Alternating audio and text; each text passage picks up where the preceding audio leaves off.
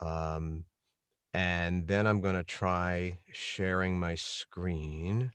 Let's Barry, see while how. you're doing that, let me just let you understand that the people that are going to be involved in the 7 o'clock program will probably be coming in by about 6:45. I have to leave at 6:45, so we're going to make this uh, as quick as we can make it. 2 months ago, when I first brought up the idea of how were we going to live stream once the synagogue is open, I said we have three factors to consider. What are we trying to accomplish? The ease of use of the system and sanctity of the space. So as the cantor said, we had a bat mitzvah and it looked like this. You had Lily Nayarati up on the bima, her parents in the pews. I set up my TV from my bedroom, and that way they could see what was happening on Zoom. And with the computer, we could have people hear each other properly and see each other properly. That's basically what it looked like if you were sitting where I normally sit. Um, Here's a better view of it, of what it actually, and again, this is a totally jerry-rigged thing. This is not anywhere close to what a permanent setup would look like, but this is what it looked like for both Lily and for Zoe Laheka, whose bat mitzvah was on October 24th. So, one of the things we talked about, Neil Friedman and I, was if we want to bring a screen in here so that the people in the pews can see the people on Zoom, which you would think they'd want to do, what would that look like? And here is one rendering of what that might look like. Mm. Um, I had a 38-inch TV from my bedroom. I have a 64-inch TV in my downstairs, and that would be about what this would look like. Here it would look like from another view. It would look like this. So one of the questions, again, the three things we talked about considering, what are we trying to accomplish? Ease of use, sanctity of the space. They are not going to go together very well. There will have to be compromises made. And the question for next month is where, after you've had a chance to thoughtfully consider this, are the compromises? We all know from the lady who spoke to us, whose name escapes me, I'm sorry, from URJ, she basically said, you can't put the genie back in the bottle. We all know we're living in a more technological world. And so there is going to have to be some technological encroachment into our space. The question is how much, where, and what. So, you saw before that I put a TV on the Bema itself. Is that not what we want? Do we want the actual altar to be as free of technology as we can make it? If we put this monitor here, would that strain people's, would they be craning their necks to the right and would they be distracted from looking at the Bema? Or is that just a a thing we're going to have to put up with? Again, these are what you're going to have to consider. Um, Now, one way to control Zoom would be with an iPad. And here is an iPad on the lectern, which the upside of that is that it's relatively unobtrusive, relatively, uh, but you can still control Zoom from there. And if you put a Torah scroll on the lectern, you'd probably be able to get away with it without having to put a whole bunch of wires out there, blah, blah, blah. The downside of it is you can't do that much with the iPad as the console.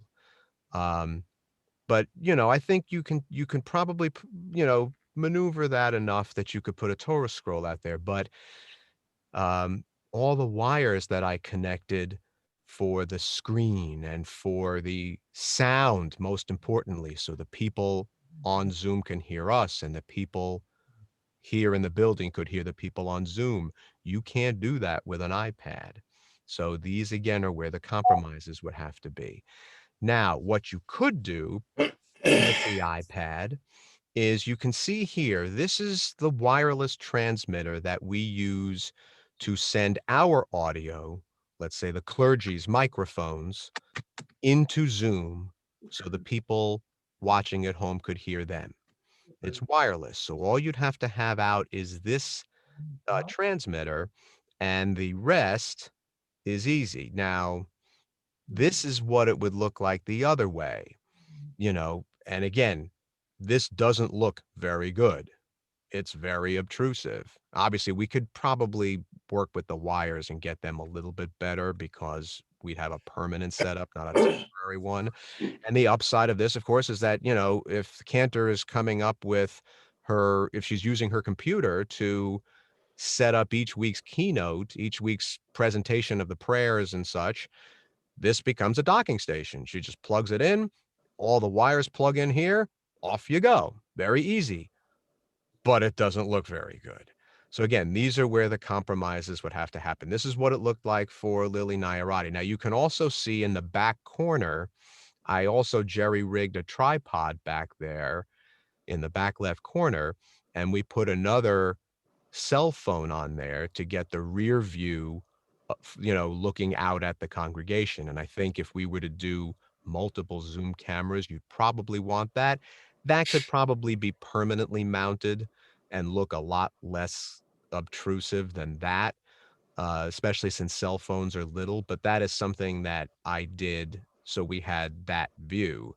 Um, Again, you can see with the computer here, the two cables on the right, obviously the white one is power, but the striped one is the audio cable that sent the audio from people talking on Zoom, most importantly, the cantor in this case, through the speakers of the building so that people in the building could hear the people on Zoom.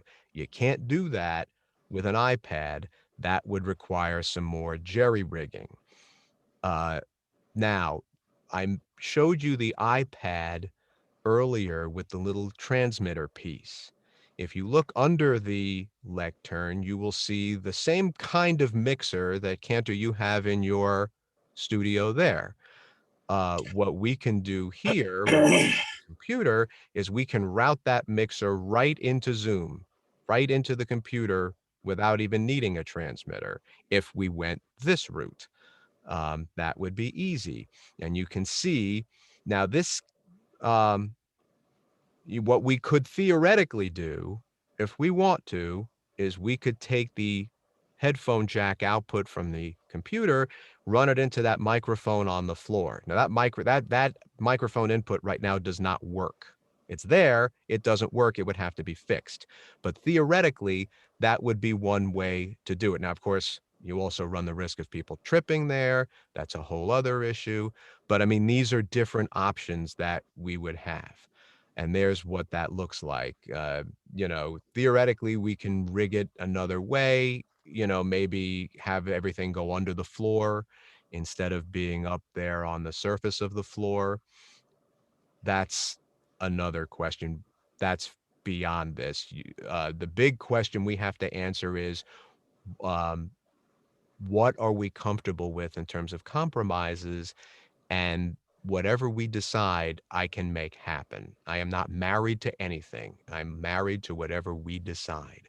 So this is what the computer looked like when Lily was standing at the lectern. It was easy for her to see everyone on Zoom, and the computer was off the corner of the lectern so we could put the Torah scroll down with no problem. But when you're sitting in the pews, it's ugly. Again, these are the compromises we're going to have to make. So this is theoretically one way it could look with a computer if we found a better way to place it there, and then a screen on the right. Are we craning our necks too much? Are we going to all be looking to the right instead of looking up at the clergy on the bema? These are things to consider. And so that's right now where I need to leave it with you. I'll stop the screen share. Um, what do we want to accomplish? How easy is it to use? And how much is it encroaching on the sanctity of this space? So I'm going to stop recording.